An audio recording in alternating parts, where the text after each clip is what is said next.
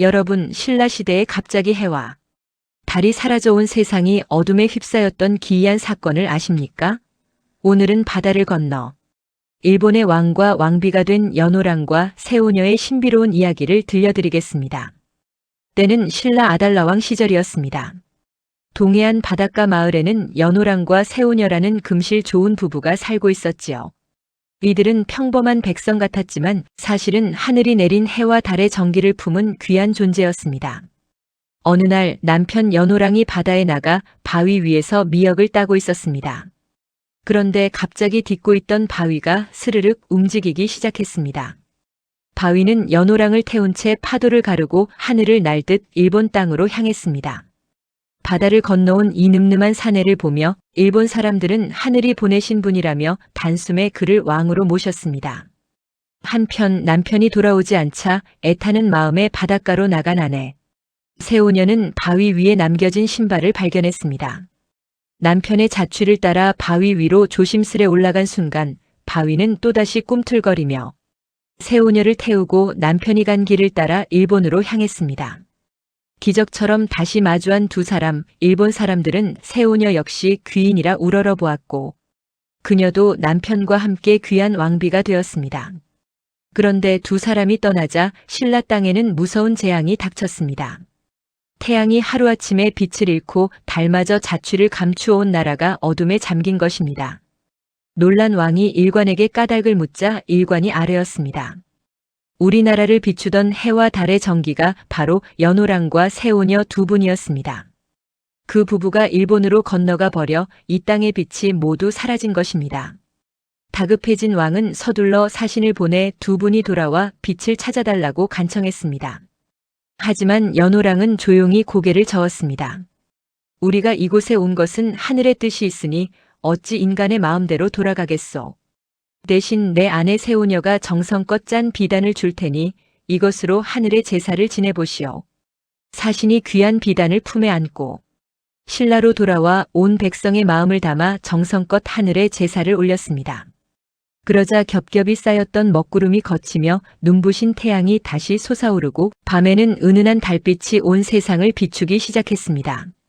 신라 사람들은 해를 다시 맞이한 곳을 영일현이라 불렀고 세오녀의 비단을 모신 창고를 귀비고라 부르며 귀하게 여겼습니다.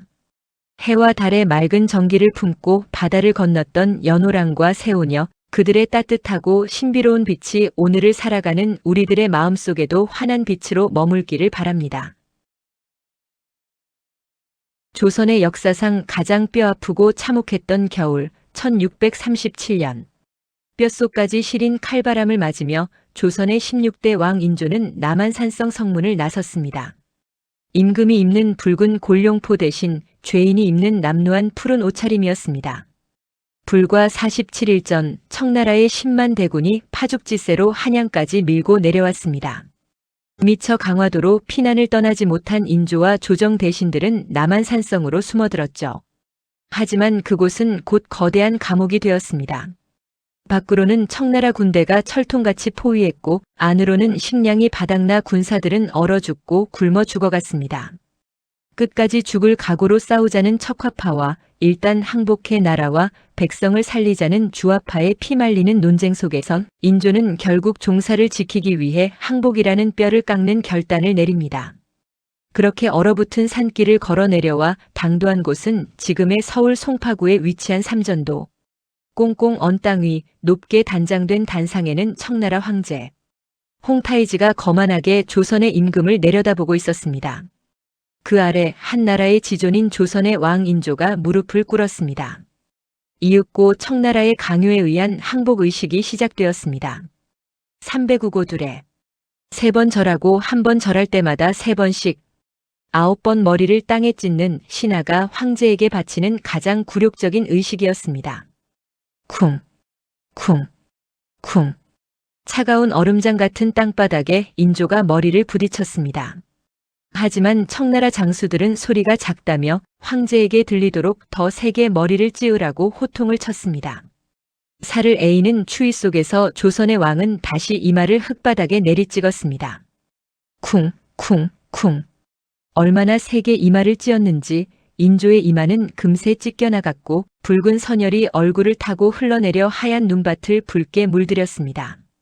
그 참담하고 처절한 광경을 곁에서 지켜보던 대신들은 가슴을 치며 통곡했고 청나라로 끌려가던 수만 명의 조선 백성들은 목 놓아 피눈물을 삼켰습니다.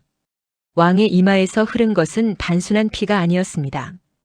그것은 힘없는 나라의 임금이 온몸으로 짊어져야 했던 처절한 무게였고 차가운 이국 땅으로 끌려가는 백성들을 지켜주지 못한 통한의 눈물이었습니다. 삼전도의 굴욕. 그것은 단지 인조라는 한 임금의 수치가 아닙니다. 스스로를 지킬 힘을 기르지 못했던 나라가 겪어야만 했던 뼈저리게 아픈 역사의 흉터로 오늘날까지 우리 가슴 속에 남아 있습니다.